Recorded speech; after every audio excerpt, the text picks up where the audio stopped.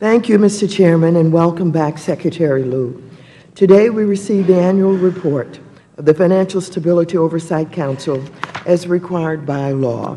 As we all know, this year marks the 5th anniversary of the enactment of the Dodd-Frank Wall Street Reform and Consumer Protection Act. It's hard to believe it was just 5 years ago that we were coming to grips with the magnitude of the financial crisis, which caused the greatest loss of wealth in a generation. All told, the financial crisis cost our nation more than $13 trillion in economic growth and $16 trillion in household wealth, not to mention the devastation of an unemployment rate topping 10% in many states. In the lead up to the crisis, nobody in the private sector or in government was looking at the stability of our financial system as a whole.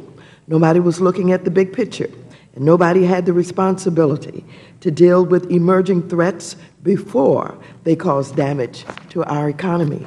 That is why we created the Financial Stability Oversight Council as part of Dodd-Frank. FSOC filled that void, looking at every aspect of our financial system for possible weaknesses, and it serves as an advance warning system to identify and address systemic risks posed by large, complex companies, products, and activities before they threaten the economy.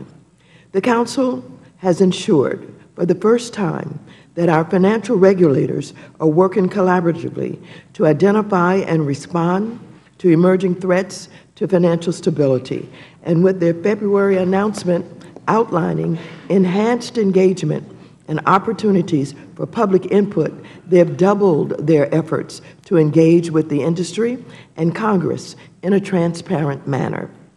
In its 2015 annual report, the FSOC noted substantial progress to protect Americans from another crisis, and indeed, we have taken important steps to prevent another economic disaster from happening, including making our large banks more resilient through stronger capital, leverage, and liquidity standards, covering oversight gaps in our financial system by designating complex, interconnected non-banks for consolidated supervision, and reforming key markets like asset-backed securities and money market mutual funds.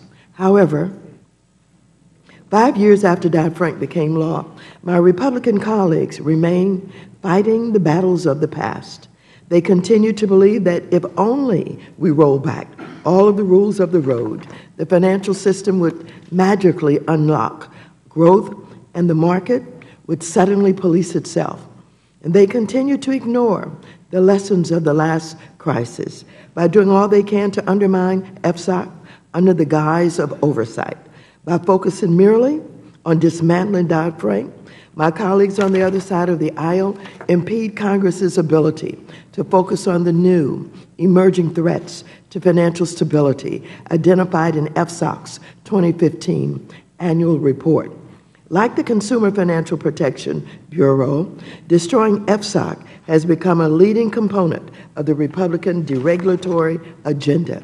And while they waste countless hours working to undermine it, engines of job growth and American competitiveness, like the Export-Import Bank, face a possible shutdown in just 5 legislative days. Rather than renew a proven job creator, like the Ex-Im Bank, Republicans are spending their time bogging the FSOC down in countless document requests and inquiries, an obvious effort to undercut its ability to protect homeowners, consumers, and the American economy. So, welcome, Secretary Lew, and thank you for your resilience in the face of efforts to stop the Council from its important work. I look forward to your insight on areas of systemic risks the Council has identified, and hope to learn more about what FSOC is currently doing to monitor for such risk and promote financial stability. As we hear additional details from you, I will be interested to hear whether Republicans believe FSOC should take any action to address systemic risks or simply wait for another crisis. So I thank you And I yield back the balance of my time.